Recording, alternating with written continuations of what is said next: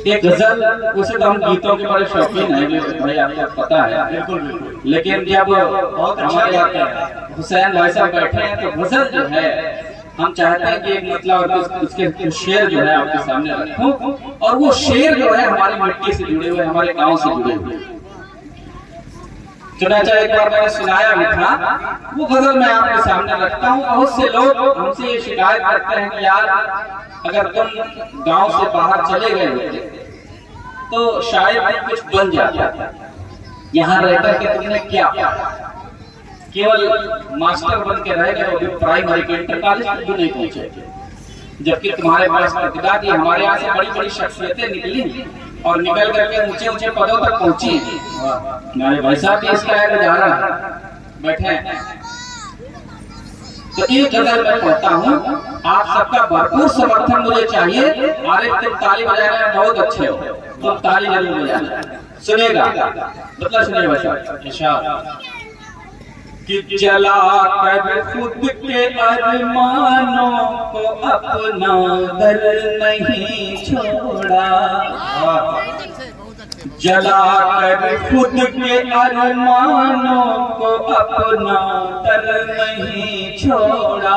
क्या बात, जला कर खुद के अरमानों को अपना दर नहीं छोड़ा, जला कर खुद के अरमानों को अपना दर नहीं छोड़ा। आप उठने चाहिए आपसे कि बुजुर्गों से विरासत में मिला ये घर नहीं छोड़ा, बुजुर्गों से विरासत में मिला ये घर नहीं छोड़ा। एक शेर और सुनिए भाई साहब इसी गजल कि कई संग दिल निकल कर गांव से तख्तों पे जा बैठे। एक संग दिल सामने बैठे, संग दिल है, संग दिल निर्दयी कई संग दिल निकल कर गांव से तख्तों पे जा बैठे, कई संग दिल निकल कर गांव से तख्तों पे जा बैठे। अब हाथ खोलना कि हुनर मुझ में भी था मैं छोड़ देता पर नहीं छोड़ा, हुनर में भी था मैं छोड़ देता पर नहीं छोड़ा। एक शेर और सुनिए कि गाँव छोड़ने का क्या कारण था, क्यों नहीं गाँव छोड़ा। तुझे उड़ाना चाहिए लम्बे मुझे धरा पर सावन, तुझे मुबारक सपना तेरा मुझे यही खाली। बहुत बढ़िया टाइमिंग तुम्हारा ये शेर। अभी अगला शेर सुनिए कि मेरी पीपल के काले भूत से थी दोस्ती गहरी,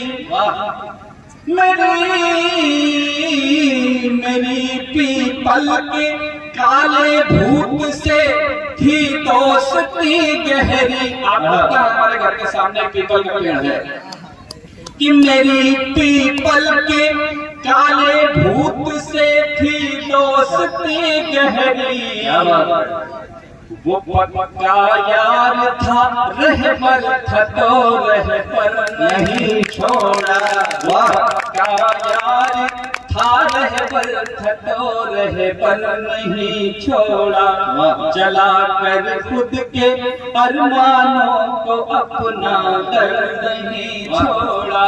एक शेर और सुनिए भाई साहब, अपने बचपन में हम सब ने पत्थरों पर लिखा है, खड़िया पट्टी चौक से लिखा है। एक शेर उसके मायने से मैं आपको हाजिर कर रहा हूं, सुनिए कि जिस पत्थर पे लिख लिख कर इबारत इल्म की सीखी। पंडित जी ने वहां बोला, मैं दिल को सुकून मिला कि जिस पत्थर पे लिख लिख कर इबारत इल्म की सीखी, कि जिस पत्थर पे लिख लिख कर इबारत इल्म की सीखी। सलमान सुनना, मुझे खुद गर्ज समझेगा तो वो पत्थर नहीं छोड़ा, खुद गर्ज समझेगा तो वो पत्थर नहीं छोड़ा, जला कर खुद के अरमानों को अपना दल नहीं छोड़ा। एक वजह सुनो कुमार भाई, कि मेरे घर के मुहाने पर मेरे सरकार का बुत है। अगर आप वहां तक पहुंच रहे हैं तो अपनी तालियों से मुझे बता दीजिए कि आप वहां तक पहुंच पा रहे हैं। मेरे घर के मुहाने पर मेरे सरकार का बुत है, मेरे घर के मुहाने पर मेरे सरकार का बुत है। कहाँ सजदा करूंगा फिर तो वो मंदिर वहाँ सजदा करूंगा फिर तो वो मंदिर नहीं छोड़ा। बहुत बहुत धन्यवाद चुनाचा।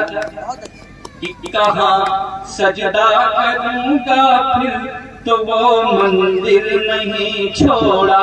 एक कार्य आप सुन लीजिए जो बहुत ही इमोशनल अटैचमेंट हमारी भावनाओं के साथ जुड़ा हुआ है। अभी लास्ट अक्टूबर 23 में हमारे वालिद साहब पिताजी का निधन हो गया। ये शेर मैंने बाद में जोड़ा इस गजल में, ये उनके ओर से मैं आप सबको नजर कर रहा हूँ। शेर की गांव क्यों नहीं छोड़ा कि मेरे वालिद ने मेहनत से जो एक खटिया बनाई, मेरे वालिद ने मेहनत से जो एक खटिया बनाई थी, मेरे वालिद ने मेहनत से जो एक खटिया बनाई थी। आप सबके हाथ उठे इस बात। मेरे वालिद ने मेहनत से जो एक खटिया बनाई थी, उसी पर नींद आती है तो वो बिस्तर नहीं छोड़ा, उसी पर नींद आती है। बहुत ही उम्दा शेर, बहुत ही मार्मिकता को छूती हुई, सबके हृदय को स्पर्श करती हुई आपकी गजल इरशाद है।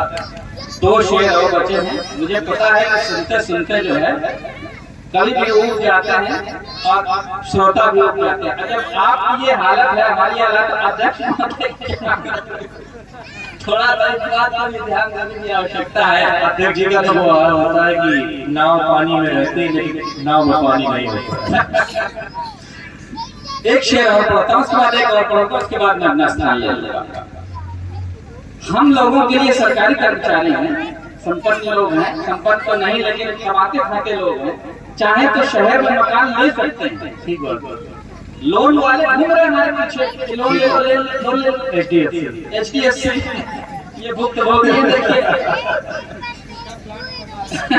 नहीं, हमने HDFC वाले साहब मना कर देंगे, कभी जरूर 2-4 ब्याज छुड़ा देंगे, असल भी थोड़ा है कि ब्याज भी नहीं छुड़ाएंगे। तो सुनिए वो शेर मैं आपके हवाले कर रहा हूँ, सुनिए कि निकल कर गांव से अब घर बनाना है नहीं मुश्किल। हमारे लिए तो बिल्कुल मुश्किल नहीं कि निकल कर गांव से अब घर बनाना है नहीं मुश्किल। निकल कर गांव से अब घर बनाना है नहीं मुश्किल। बुजुर्गों के पसीने से सना मंजर नहीं छोड़ा, बुजुर्गों के पसीने से सना मंजर नहीं छोड़ा, जला कर खुद के अरमानों को अपना दल नहीं छोड़ा। मक्ता पेश कर रहा हूँ भाई साहब जी, सुनिएगा। घर नहीं छोड़ा तो इसका फर्क हमारे ऊपर क्या पड़ेगा? कोई खास फर्क नहीं पड़ने वाला विवेक भाई। ठीक है, मुझे मालूम है कि आपकी निगाह किशोर है, मैं उसी ओर बढ़ रहा हूँ जिस ओर आपकी निगाह है। हमारी निगाह है कि मक्ता कौन सा मक्ता गजल का है, मक्ता की चने वाले मक्ते हैं, तो ये गजल का ही मक्ता है। जी जी, गजल का मक्ता है। गजल का अंतिम शेर जिसमें शायर का नाम आता है उसे मक्ते का शेर कहा जाता है। हालांकि हमारा शायर में नाम विहीन मक्ता है, तो भी मक्ता ही है, चने में छिटला हो या ना हो मक्ता ही है। सुनिए कि गांव छोड़ने से हमारे ऊपर क्या फर्क पड़ा कि जरूरत जब पड़ेगी लोग चलकर खुद ही आएंगे। आज बैठे जरूरत जब पड़ेगी लोग चलकर खुद ही आएंगे। जरूरत जब पड़ेगी लोग चलकर खुद ही आएंगे। ये दफ्तर है हुनरमंदों का तो दफ्तर नहीं, ये दफ्तर है क्या हुनरमंदों का तो दफ्तर नहीं छोड़ा, जलाकर खुद के अरमानों को अपना दर नहीं छोड़ा। बहुत बहुत शुक्रिया, आपने इतने ध्यान से सुना। 4 मिसरों के साथ मैं अपनी बात को खत्म करता हूँ कि एक दिन हम भी आंसू बनकर रह जाएंगे और दूसरों की आंखों से बह जाएंगे। एक दिन हम भी आंसू बनकर रह जाएंगे और दूसरों की आंखों से बह जाएंगे। याद रखी जाएंगी केवल वही बातें जो हम अपनी कविताओं में कह जाएंगे।